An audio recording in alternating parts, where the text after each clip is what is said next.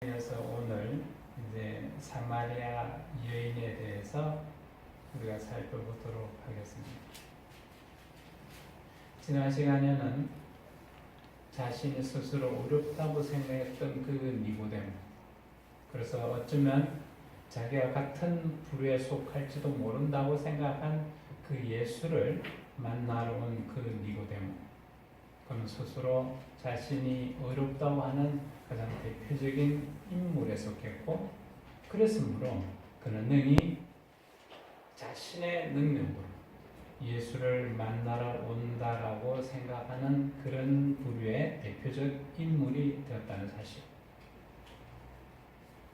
근데 오늘 우리가 보는 이 사마리아 여인은 전혀 그런 생각이 없는 사람입니다. 자신이 어렵다고 생각해 본 적이 어쩌면 한 번도 없는, 어쩌면 그 땅에서 가장 완전한 죄인, 그런 모습이라고 스스로 생각한 대표적 인물로 우리는 생각할 수가 있습니다. 오늘 이 사장의 이야기는 예수님이 갈릴리로 가실 터인데, 그런데 예수님이 그 가시는 길을 어디를 선택했느냐 하는 겁니다. 이때 당시에 유대인들, 그들은 예루살렘에서 갈릴리로 갈 때 그 중간에 사마리아인들이 사는 동네가 있습니다. 그리로 가는 것이 갈릴리로 가는 가장 지름길입니다. 그래서 통상적으로는 일반적으로 사람들이 길을 갈 때 대체적으로 지름길을 선택해서 가죠. 그러면 가장 빠른 시간 안에 시간의 낭비 없이 자신이 원하는 목적지에 갈 수 있습니다. 그러나 그때 당시에 이 유대인들은 그 지름길을 외면하고 굳이 요단 동편을 돌아서 그렇게 먼 길을 거쳐서 갈릴리를 갔다는 사실. 그 이유는 그들이 지름길을 통해서 가면 사마리아인들이 사는 그 동네, 그 고을을 지나서 간다는 거죠. 이건 유대인들이 절대 원하는 바가 아닙니다. 그런데 예수님은 유대인입니다. 그리고 이 예수를 따르는 이 제자들과 함께 갈릴리를 가실 때 굳이 유대인들이 갔던 그 길을 마다하고 사마리아 동네를 지나가고 있습니다. 그러면 이 지름길로 가는 예수의 일행, 그들은 정말 바빠서 시간이 모자라기 때문에 그래서 지름길을 선택해서 갈릴리로 가려고 했을까 하는 겁니다.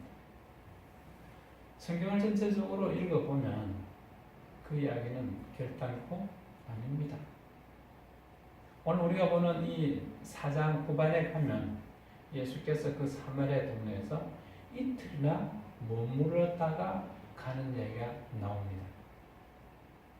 바쁜 일이라고 하면 지체없이 그 사마리아 동네를 지나가야 되는데도 불구하고 이틀이나 그곳에 머무르셨다라는 것은 굳이 빨리 가려고 지름길을 선택해서 간 것은 아니라는 얘기입니다. 자, 그러면 예수님께서 이 4장에 나오는 대로 이틀 동안 그 사마리아 동네에 머무르시면서 복음을 전하셨다. 그러면 복음 전하기 위해서 사마리아 그 동네를 지나가셨다 라고 한다고 하면 단지 복음을 그들에게 전하기 위해서 그랬다, 그 정도로 끝나는 이야기면 굳이 그 사건을 요한이 이 성경에 기록할 이유가 없었을 겁니다. 왜냐하면 그들이 복음을 받아들이고 예수를 잘 믿고 그리고 나중에 구원 얻었다, 그걸로 끝이면 우리하고 상관없는 얘기입니다. 우리하고 상관없는 그 이야기를 굳이 성경에 기록할 이유가 있겠느냐는 겁니다. 분명히 그들에게 복음 전하는 건 사실이지만 그 정도의 이야기는 아니라는 거죠. 그거 외에 또 다른 의미, 분명히 요한은 우리에게 하고 싶은 이야기가 있었기 때문에 니고데모 이야기에 이어서 곧바로 이 사마리아인의 이야기를 하고 있습니다. 자, 그러면 오늘 이 성경이 우리에게 이야기하고 싶은 것, 그것이 무엇일까 하는 겁니다. 앞에서 본 것처럼 니고데모, 자신이 어렵다고 여기는 자는 스스로 자기 발로 걸어서 내가 주님을 찾아왔다라고 이야기합니다. 자, 니고데모와 더불어서 그런 부류에 속한다고 볼 수 있는 또 다른 한 인물, 바로 부자 청년의 이야기입니다. 마태복음 19장 16절부터 이 이야기가 기록되어 있습니다. 마태복음 19장 16절에 어떤 사람이 주께 와서 가로되 선생님이여 내가 무슨 선한 일을 하여야 영생을 얻으리이까. 이 부자 청년이 예수를 찾아와서 대뜸한 이야기입니다. 무슨 선한 일을 해야 영생을 얻겠느냐. 다시 말해서 구원은 선한 일을 함으로써 얻어지는 것이고, 이렇게 선한 일을 해야 되겠냐라고 묻고 있는 이 청년은 이 말 속에 내가 선한 일을 하고 살아왔다 하는 그 이야기를 담고 있다는 거죠. 자신은 스스로 어렵다 이야기인 겁니다. 자기 스스로 선하다고 생각했기 때문에 예수를 찾아왔다는 얘기죠. 자, 그러면 이 부자 청년, 그리고 또 한 사람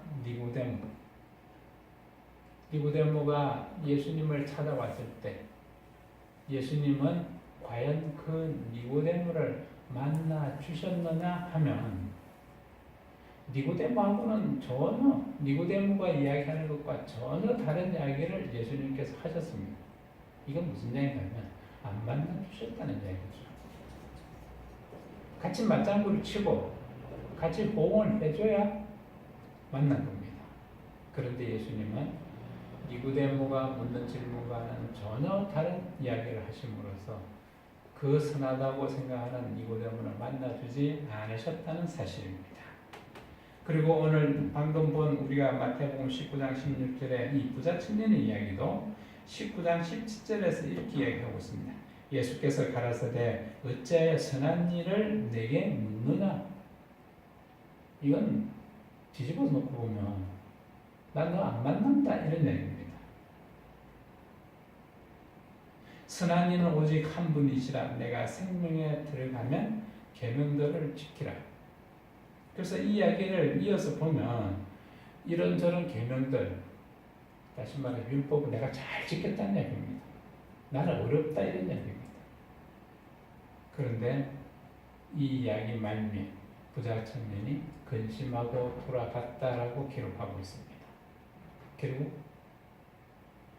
보이는 형상으로는 예수를 찾아와서 예수를 만난 것처럼 보이지만 그 내면에 들어가서 보면 그는 결코 예수를 만나지 못한 대표적인 인물이 되고 있습니다.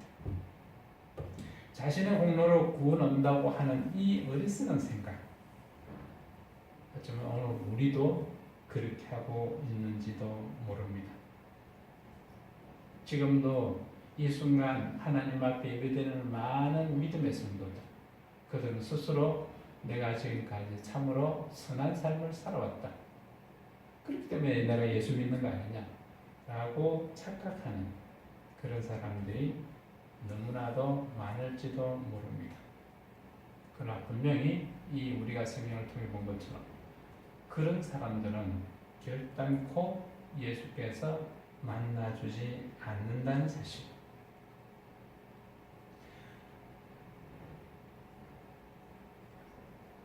오늘 예수께서는 분명히 이 죄인들, 우리가 어디를 가서 보는가 하면 마태복음 9장 13절에 보면 너희는 가서 내가 긍휼을 원하고 제사를 원치 아니하노라 하신 뜻이 무엇인지 배우라. 내가 의인을 부르러 온 것이 아니요 죄인을 부르러 왔노라. 이 성경 여러 곳에서 예수님께서 분명히 그렇게 말씀하셨습니다. 내가 이곳에 온 것은 의인을 부르러 온 것이 아니라 죄인을 부르러 왔다.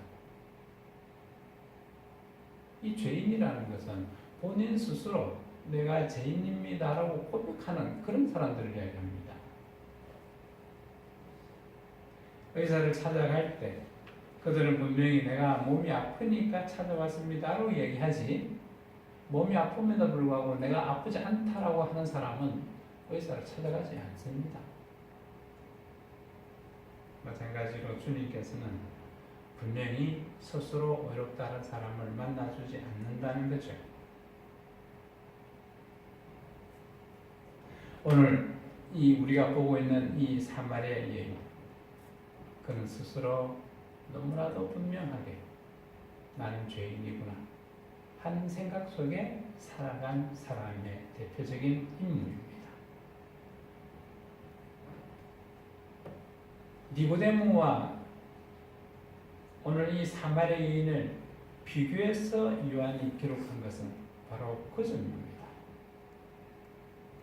오늘 우리에게 가르치는 바는 우리 스스로 어렵다 이길 것이 아니라 나는 도무지 어쩔 길이 없는 하나님 앞에서 진실로 죄인이로구나 하는 생각을 하라는 거죠.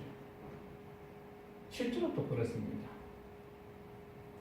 우리의 조상 아담이 범죄했고, 그래서 그 죄가 우리 유전대에 있고, 그런 유전된 원죄와 더불어서 우리는 이 땅을 살아가면서 이런 모양 저런 모양으로 참으로 많은 본죄도 지었다는 사실.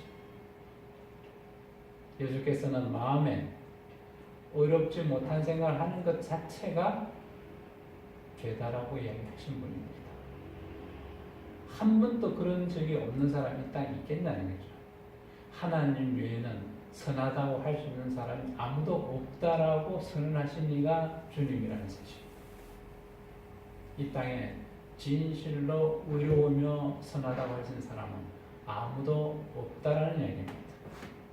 그런데 그렇게 주님께서 선언하셨음에도 불구하고 많은 사람들이 여전히 착각하면서 살아가고 있습니다. 내 스스로 의롭다고, 왜 내가 죄인이냐고. 그런 사람들은 결코 주님을 만날 수 없다라는 것을 요한은 그득 강조할 요량으로 니고데모와 사마리아 여인의 이야기를 비교해서 성경에 이렇게 기록을 남겨놓았다는 사실이죠. 이건 요한이 한 것이 아니라 하나님이 요한을 통해서, 성령 하나님이 요한을 하여금 그 사실을 기록해 줬다는 사실입니다. 자, 이제 우리는 본문으로 들어가서 이야기를 좀 자세히 살펴보려고 합니다. 유대인들, 그들은 사마리아 사람들을 참으로 너무나도 잔인할 정도로 그렇게 무시했습니다. 그리고 그들을 도대체 사람으로 대해주지 않았다는 사실. 이 사마리아 사람들은 원래 북쪽 이스라엘 족속들을 가리킵니다. 북쪽 이스라엘이 솔로몬 이후에 솔로몬 아들 때에 가서 남북으로 이 이스라엘이 갈라집니다. 그 모든 잘못은 솔로몬이 우상을 섬김으로 인해서 시작된 문제예요. 우상을 섬긴다는 건 하나님 앞에서 가장 큰 죄를 범하는 겁니다. 죄를 범한 결과로 결국에 이 하나님의 백성들이 둘로 쪼개지는 그런 아픔이 시작되는 겁니다. 그래서 북쪽 이스라엘은 하나님 앞에 북쪽 이스라엘이 세워진 이래로 그들이 아수르에게 멸망당할 때까지 여러 왕들이 세워지는데 그 왕들 중에 단 한 사람도 하나님을 기쁘시게 한 왕이 없었다는 사실. 그렇기 때문에 하나님은 그들을 징계하시려고 아수르라고 하는 아주 잔인한 족속들, 그들은 전쟁을 통해 정복을 하게 되면 그 땅의 씨를 완전히 말려버리는 그런 정책을 쓴 잔인한 족속들이었습니다. 이 북쪽 이스라엘이 아수르에서 멸망당하고, 그리고 아수르가 이 북쪽 이스라엘에 이방 족속들을 갖다 심으면서 그 이방 족속들과 이 북쪽 유대인들 사이에 혼혈족이 생겨납니다.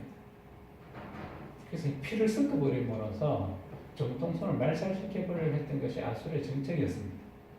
그래서 태어난 족속들, 그들이 사마리아인들입니다.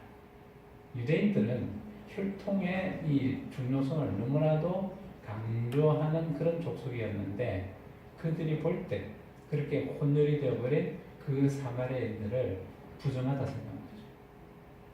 부정하다. 그렇기 때문에 그들 입장에서 이 사마리아인과 상종한다라는 것은 하나님을 욕되게 하는 일이다, 이렇게 생각했을지도 모릅니다.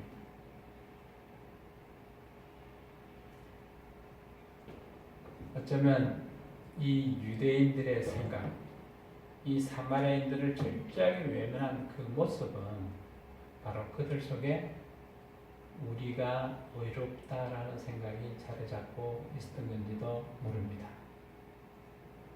그러니 어떻게 저렇게 범죄한 족속들과 어울릴 수 있겠느냐는 거죠. 사마리아인을 외면했다는 것은 유대인들이 철저하게 스스로 의롭다 이긴 대표적 족속입니다. 그런 잘못된 사고, 그것을 주님이 바로 교정해 주시는 작업이 오늘 이 사마리아인의 만남입니다. 자, 오늘 우리가 보려고 하는 주인공 사마리아 여인, 어쩌면 유대인들 입장에서는 죄인이라고 생각한 그 사마리아인, 그리고 그 사마리아인들 중에서도 이 사마리아 여인은 사람 대접 못 받고 살아온 사람입니다. 사마리아인들에게서조차 외면당하는 그런 사람, 얼마나 큰 죄인이었겠냐는 거죠. 너무나도 큰 멸시와 무시 속에서 살아온 그 삶, 이것이 사마리아 여인의 삶이었습니다. 자, 4장 3절에 보면 유대를 떠나서 다시 갈릴리로 가실새 사마리아로 통행하여 하겠는지라. 그래서 예수님이 길을 잡으실 때 사마리아를 통해서 가자라고 하신 겁니다. 왜 그렇게 하셨을까 하는 것을 오늘 본격적으로 살펴보려고 합니다. 자, 그래서 길을 가셔서 지금 4장 6절에 보면 거기 또 야곱의 운물이 있더라. 예수께서 행로에 권하여 운물 곁에 그대로 앉으시니 때가 제60쯤 되었더라. 예수님도 인성을 지으신 분입니다. 완전한 하나님이시지만 또한 완전한 인간이므로 이 예수님도 피곤함을 느끼시는 겁니다. 그래서 먼 길을 걸어오셨으므로 피곤해서 앉아서 쉬실 수도 있습니다. 그런데 왜 하필이면 우물 곁에 앉으셨을까 하는 이야기입니다. 때가 제6시쯤 되었더라. 이 제6시라고 하면 어떤 정도의 시간인가 하면 사람들이, 이 동네 사는 여자들이 밥하려고 물을 다 깃고 뭐 이렇게 분주한 그런 시간이 다 지나버려요. 그래서 물길로 오는 사람들이 거의 없는 때, 바로 그때를 얘기합니다. 예수님 우연히 제60쯤에 거기 앉아 기다리셨을까 하는 거죠. 피곤하시니까 쉬시려고 우물 곁에 그냥 우연히 앉으셨을까? 아닙니다. 예수님께서는 참된 하나님이시오, 메시아이시기 때문에 그가 하시는 일 속에는 다 구원하시고자 하는 그런 이야기들이 담겨져 있습니다. 이 우물이라는 것은 물을 깃는 곳, 이 우물물이라는 것은 그 땅의 사람들의 생명을 이어주는, 어쩌면 생명과도 같은 바로 그런 물입니다. 우물가에 있다라는 것은 이 사마리아 여인이 물길로 오는 곳. 그래서 어떻게 보면 사마리아 여인 입장에서는 가장 친숙한 곳인지도 모릅니다. 하나님께서 이 죄인을 만나 주실 때 바로 그 여인의 가장 친숙한 면, 그 면으로 다가오셨다는 것은 어떤 의미에서 보면요, 우리 하나님은 너무나도 인격적인 하나님이십니다. 무지막지한 하나님이 아니시라는 거죠. 우리의 처지와 우리의 형편을 너무나도 잘 아시는 하나님. 그래서 우리의 가장 연약한 부분을 아시고 그 연약한 부분을 또한 쓰다듬어 주시고 보호해 주시는, 우리 아픈 상처를 다 아시고 그 아픈 상처를 싸매 주시는 하나님. 인격적이시오 사랑의 하나님이시라는 것이 오늘 이 사마리아 여인과의 만남을 통해서 또한 우리에게 보여주고 있습니다. 그 땅에서 참으로 모진 삶을 살아가고 있는, 너무나도 큰 아픔을 갖고 살아가고 있는 그 여인을 만나 주러 오신 주님이 이제 우물가에서 그 여인을 기다리고 있다는 사실. 오늘 우리에게도 마찬가지입니다. 우리의 모든 슬픔과 괴로움과 고난을 다 아시는 주님, 우리의 가장 내밀한 그곳에 와서 우리를 만나 주신다는 사실. 그렇게 하시겠다는 거죠. 그렇게 하시겠다는 것을 드러내 보이신 것이 바로 이 사마리아 여인을 만나 주신 사건입니다.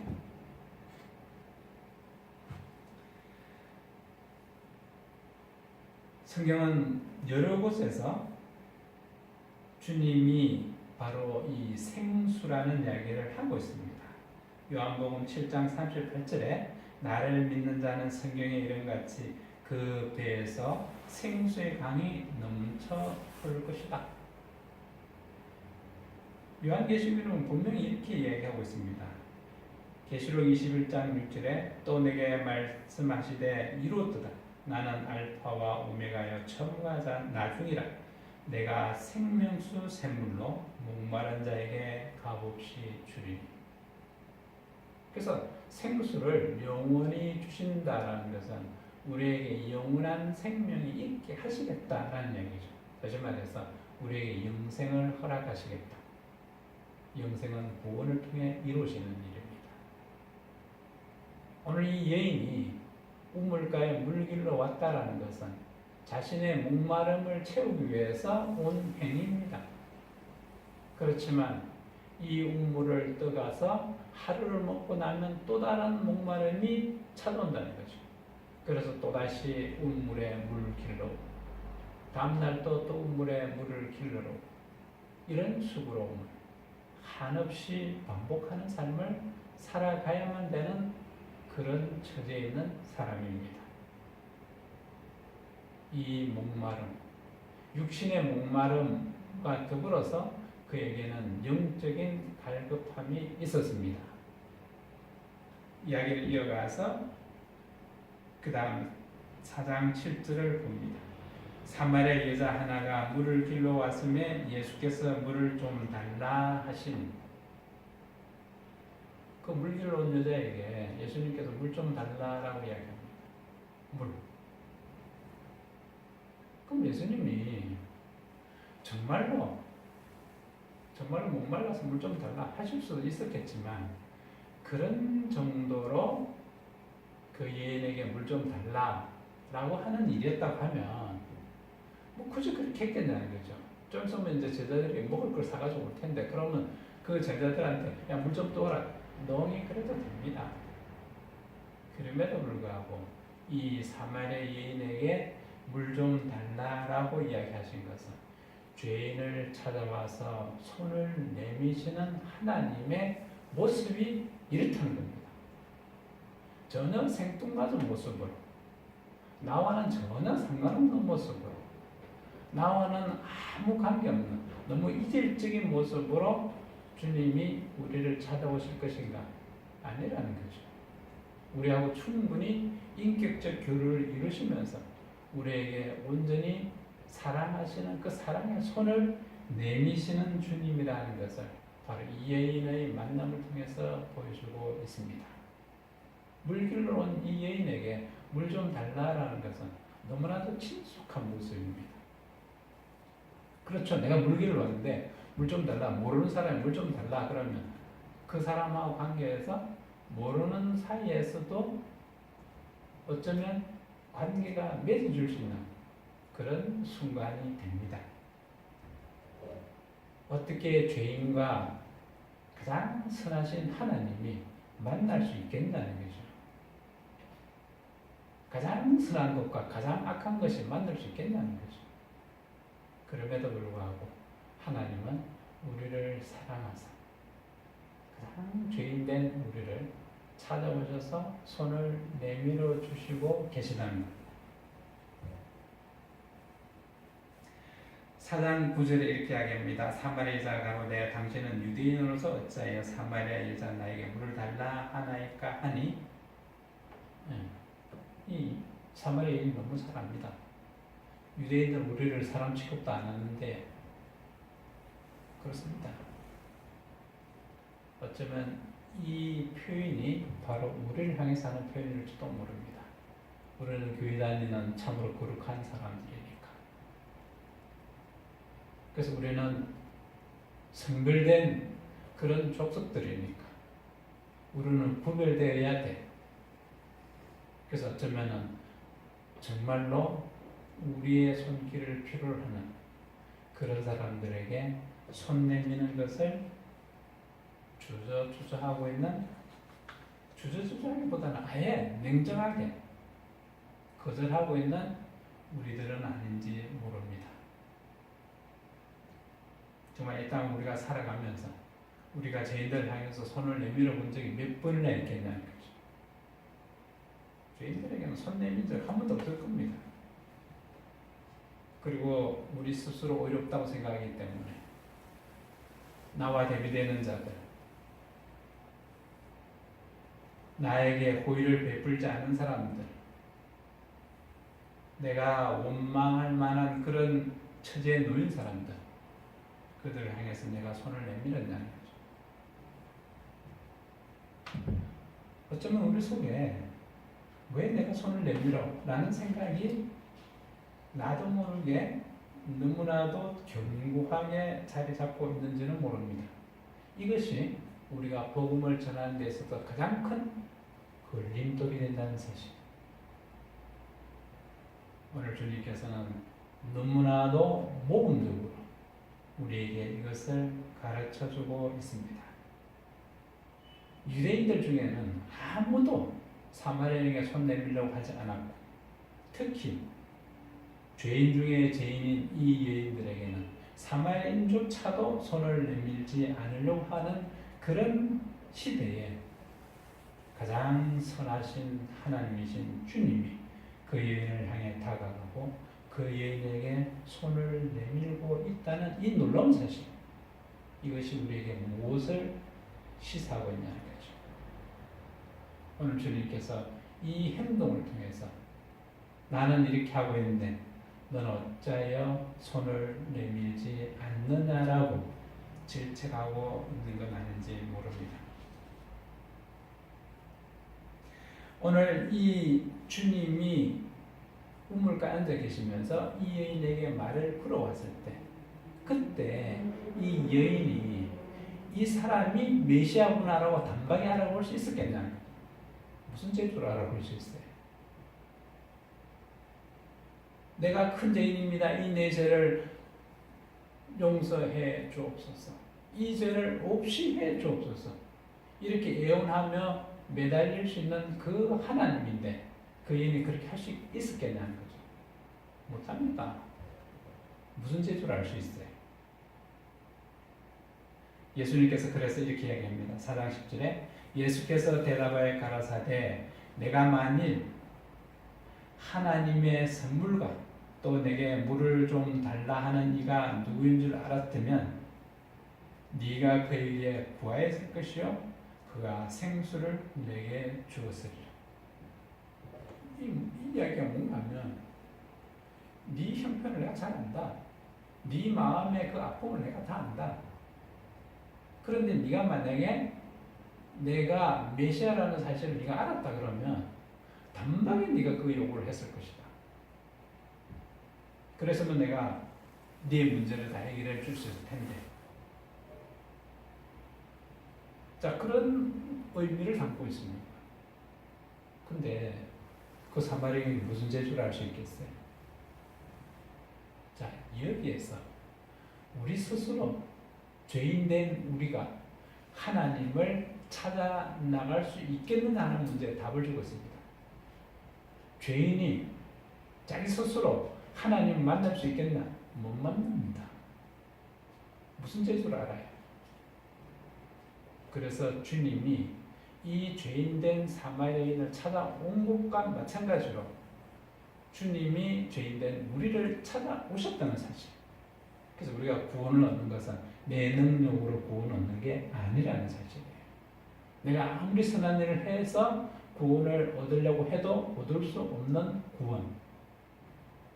주님이 허락하지 않으면 되지 않는 일이 영생을 얻는 일이라는 겁니다. 자, 이렇게 이야기했음에도 불구하고 이 여인은 주님의 이야기와는 전혀 다른 이야기. 왜냐하면 이 여인의 생각 속에, 이 여인의 생각의 차원 속에는 그냥 세상적 차원밖에 없습니다. 아직 주님이 지금 자기 눈앞에 있는 이 남자분이 메시아라는 것을 모르겠다는 거죠. 그러니까 세상적인 이야기 계속합니다. 사당 11절에 여자가 가로되 주여 물길을 걸어뜯고 이 우물은 깊은데 어디서 이 생수를 얻게 삼나이까?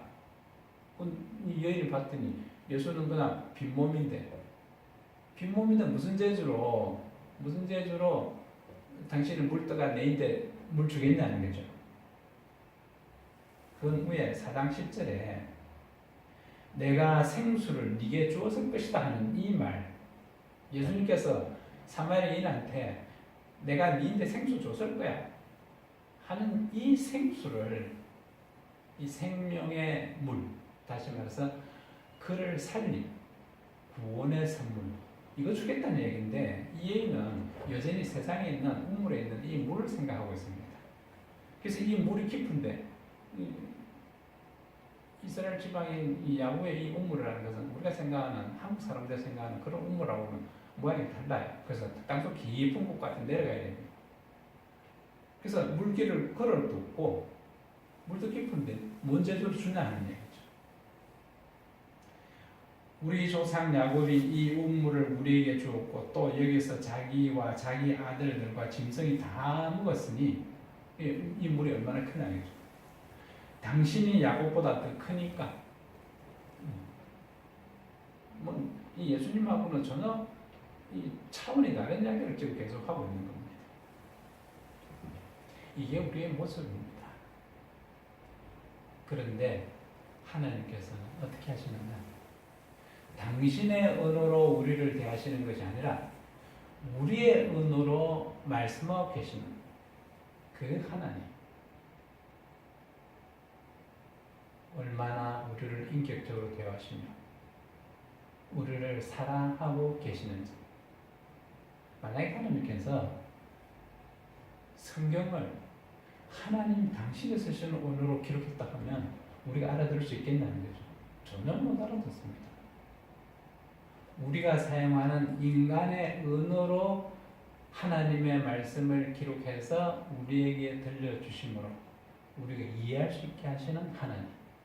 물론 그러다 보니까 좀 오해의 소리도 있긴 한데 어쨌든 그렇게 하신 하나님, 우리의 눈높이에 맞춰주시는 그 놀라운 은혜와 사랑의 하나님, 이분이 나의 하나님입니다.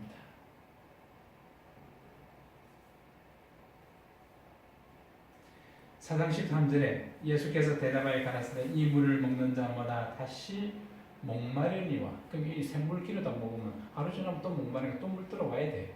이 사마리아인이 그런 수고를 계속하고 있다는 거죠. 내가 주는 물을 먹는 자는 영원히 목마르지 아니하리니 나의 주는 물은 그 속에 영생토록 솟아나는 샘물이 되리라. 그래서 주께서 베푸시는 놀라운 구원의 은혜. 사람이 이 세상을 살아가는 겁니다. 살기 위해서 발동치는 겁니다. 오늘 이 사마리아 여인도 목마름의 문제를 해결하려고, 갈증을 해결하려고 매일매일 몸부림치는 삶을 살아보고 있는 거죠. 그러나 이 목마름이 사람의 능력으로 해결될 수 있느냐? 불가능합니다. 그래서 주님께서는 오직 하나님만이 해결하실 수 있는 이 문제, 영생의 문제. 사람이 매일매일 노력하는 것은 살려고 하는 겁니다. 죽으려고 노력하는 사람은 없어요. 목숨을 유지하려고 매일매일 발버둥 치면서 사는 거죠. 그런데 사람 중에서 단 한 사람이라도 이 생명을 영원히 보존하려고 하는 이 일에 성공한 사람이 있나요? 없습니다. 이는 오직 하나님이신 주님만이 하실 수 있는, 하나님만이 영생의 문제를 해결할 수 있다는 것. 오늘 주님께서 그 말씀을 우리에게 하고 있는 겁니다.